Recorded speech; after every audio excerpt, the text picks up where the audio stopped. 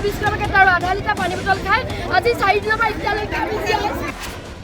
উজনিৰ বানাকান্তই পৰ্যাপ্ত সাহায্য নোপোৱাৰ অভিযোগ। এফালে বোলে একো সহায় নহ'ব বোলে, এফালে মানুহ গোটেই একোৱেই নাই, খাবলৈও নাই, পানী দুনিটো একো বস্তু নাই মানে। খাদ্যৰ অভাৱত অঞ্চল বিশেষে মৃত্যু পশুধনৰ।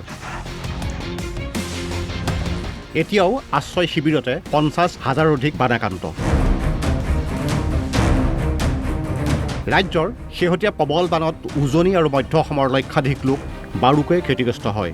মানুহে অকণ যি পাইছে চবে দিছে। ঘৰটো বাদ দিয়ক, আমাৰ চাউল এটাও নাই খাবলৈ। যিকেইটা চাউল আছে আমাৰ মানে পানীত পৰি চব উঠি গৈছে। বলিয়া বানত বিধ্বস্ত হৈ পৰে চৰাইদেউ, শিৱসাগৰ আৰু যোৰহাটৰ সহস্ৰাধিক লোকৰ বাসগৃহ।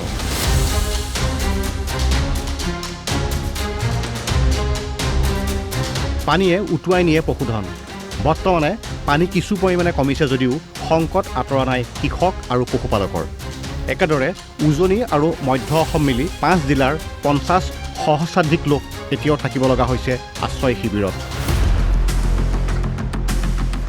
কিন্তু এই বানাকান্তসকলে বৰ্তমানলৈকে পৰ্যাপ্ত সাহায্য আৰু ক্ষতিপূৰণ নোপোৱাৰ গুৰুতৰ অভিযোগ উত্থাপিত হৈছে। বিশেষকৈ খাদ্যৰ অভাৱত পশুধনৰ মৃত্যুক লৈ উদ্বিগ্ন একাংশ বানাকান্ত।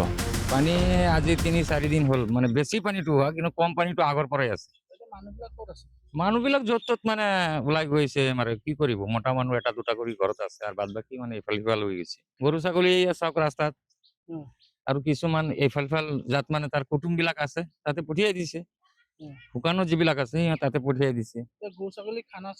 নাই নাই, খানা চানা একো দিয়া নাই, খানাও দিয়া নাই, কিবা এইটো কোনো তদন্ত কৰিব ডক্তৰ কোনো অহা নাই। একাংশ বানাকান্তই তোলা পৰ্যাপ্ত সাহায্য নোপোৱাৰ অভিযোগ খণ্ডন কৰে ৰাজহ আৰু দুৰ্যোগ প্ৰশমন বিভাগৰ মন্ত্ৰী কেশৱ মহন্তই। শুকুৰবাৰে অসম বিধানসভাৰ মজিয়াত এই সন্দৰ্ভত কেশৱ মহন্তই তথ্য সহকাৰে কয়, চৰকাৰে বানাকান্তক দিছে পৰ্যাপ্ত পৰিমাণৰ সাহায্য। উজনিৰ 3 জিলালৈ মুকলি 1,000 মেট্ৰিক টন চাউল।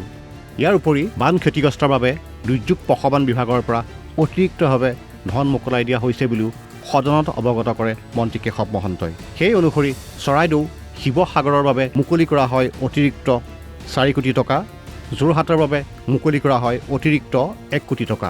যোৰহাট জিলাত বস্তুৰ 66 লাখ আছিল, তাৰ আজি 2 দিন আগত আমি তাত থাকোঁতেই আৰু 1 কোটি টকা অতিৰিক্তভাৱে মোকলাই দিয়া হৈছে। শিৱসাগৰ জিলাত 1.9 আছিল, তাত আৰু 4 কোটি টকা মোকলাই দিয়া হৈছে। চৰাইদেউ জিলাত বোধকৰো 56 লাখ এডভান্স আছিল, এতিয়া আমি আৰু 4 কোটি টকা তাত অতি সোনকালে মানে ইতিমধ্যে তেখেতসকলে পাইছে, আমি মোকলাই দিছোঁ। ইয়াৰ উপৰিও যি আমাৰ চাউলৰ এলটমেণ্ট FCIত আমি সেই চাউলৰ এলটমেণ্ট নৰ্মেলি আগত যিমান দিয়া আছিল এতিয়া 1000 মেট্ৰিক টন দিয়া হৈছে, আৰু এতিয়া অতিৰিক্তভাৱে আৰু চাউলৰ এলটমেণ্ট বঢ়াই দিবলৈ যোৱাকালি আমি সিদ্ধান্ত লৈছোঁ। আজি সেইখিনি পোৱা হ'ব। অকল ইমানেই নহয়, বান সাহায্যৰ বাবে 3গৰাকী মন্ত্ৰীৰ তত্বাৱধানত যোৰহাট, ডিব্ৰুগড় আৰু তিনিচুকীয়াত খাদ্য সামগ্ৰীৰ পেকেজিং কৰি থকা হৈছে বুলিও সদনত উল্লেখ কৰে মন্ত্ৰী কেশৱ মহন্তই। ব্যুৰো ইনপুটৰ সহযোগত news desk report, Assam live 24।